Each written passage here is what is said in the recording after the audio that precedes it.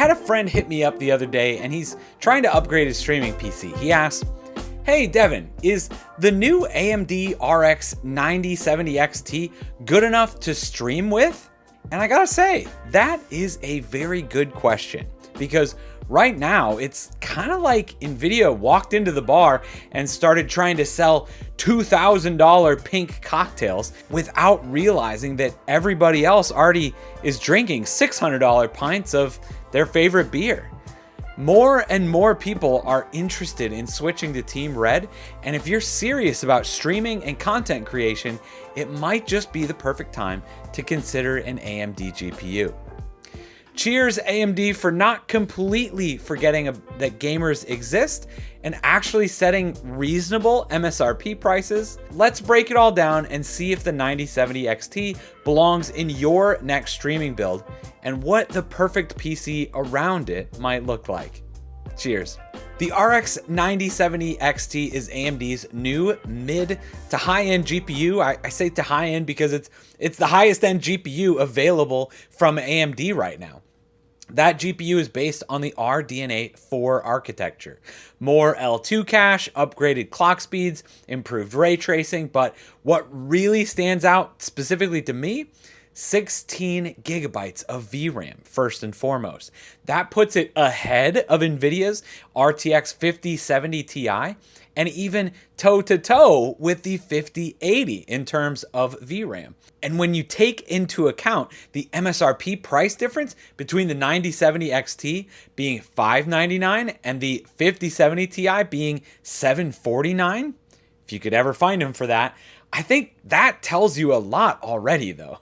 That additional VRAM means better performance in memory-heavy games, smoother 1440p and 4K gameplay, fewer bottlenecks when editing your high-res footage or just handling large OBS scenes. But gaming is just one thing though. NVIDIA has always won the battle for streamers specifically because of their superior NVENC encoder. Until now? So real quick, what exactly is a video encoder? An encoder is what turns your gameplay into a video stream. It's like the coupler system on top of your keg that adds the CO2 into the beer that makes it actually drinkable when it's poured out of that tap handle with the Twitch label on it. Without good encoding, your stream is basically flat, warm beer. Technically, it's functional, but no one is sticking around for the second round. The encoder compresses what's happening on your screen into a format that Twitch, YouTube, or any other platform can actually understand and deliver to viewers without eating your entire internet connection. For streamers, this is a huge deal. AMD's new VCN 4 media engine brings some huge upgrades. Their AMF encoder is doing much better when we're talking about AV1 encoding, better HEVC, H.264 support, and improved bitrate control with your B-frames. It's a massive step up from the old RDNA 2 and 3 encoders, which, let's be honest, were kind of rough in the past. In fact, though, AV1 streams from the 9070 XT look really clean, and for content creators uploading and streaming to YouTube, this is a big win. And it'll be an even bigger deal when Twitch finally enables AV1 streaming as part of their enhanced broadcasting suite that they started beta testing in January of 2024.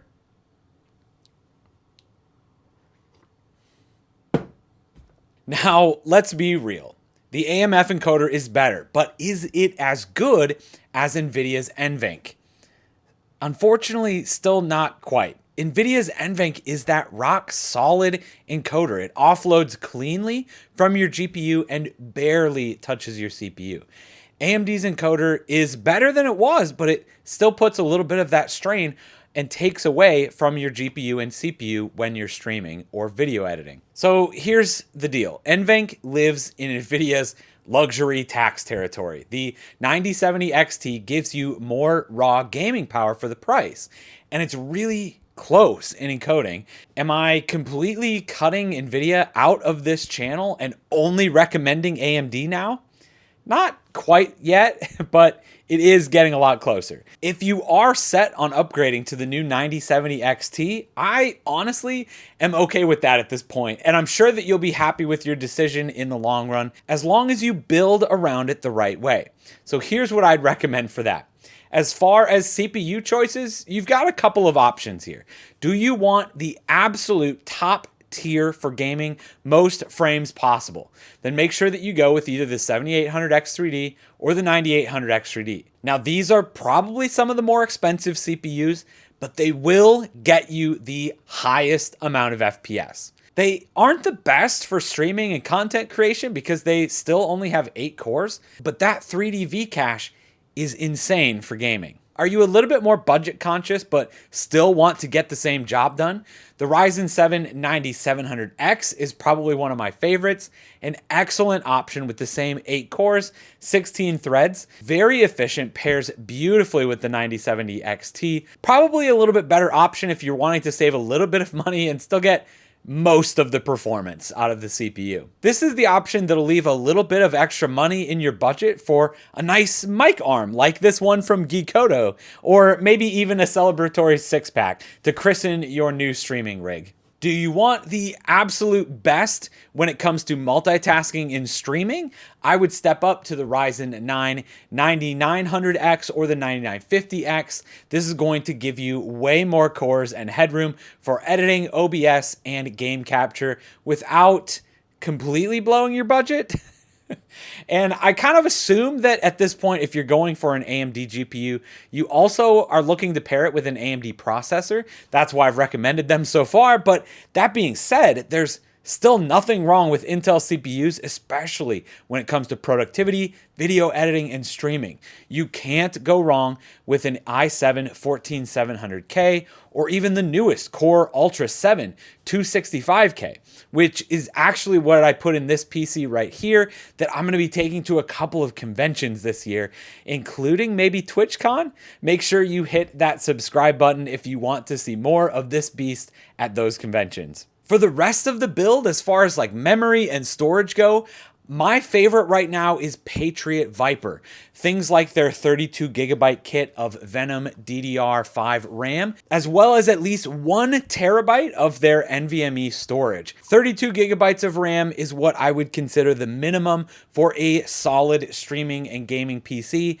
Right now, there's not a lot that takes more unless you're going to be getting into a lot of that 3D modeling or a lot of AI kind of stuff. And 1 terabyte is honestly the minimum I would recommend as far as storage goes. With as big as games are getting and as much as you want to be recording and editing your VODs, at least 1 terabyte. Personally, I never take less than 2. I'm also a pretty big fan of Montech right now. Their King 95 Pro, which Cloutshot just built in not too long ago, is pretty unmatched when it comes to aesthetics, while this brand new HS02 Pro is absolutely amazing when it comes to customizability, flexibility, and performance. Honestly, I love recommending Montech cases as well as their CPU cooler like the HyperFlow ARGB and the Century 2 power supply. Look really, really good without killing your wallet. All right, are you ready to build a 9070 XT streaming PC, but you might not feel comfortable doing it yourself? Head over to devindostech.com, fill out the PC build request form there, and I can help you build your absolute dream stream machine. Or if you're not sold 100% on AMD quite yet, check out this video over here for what I think is the best 5070 Ti build. We'll see you over there. Cheers.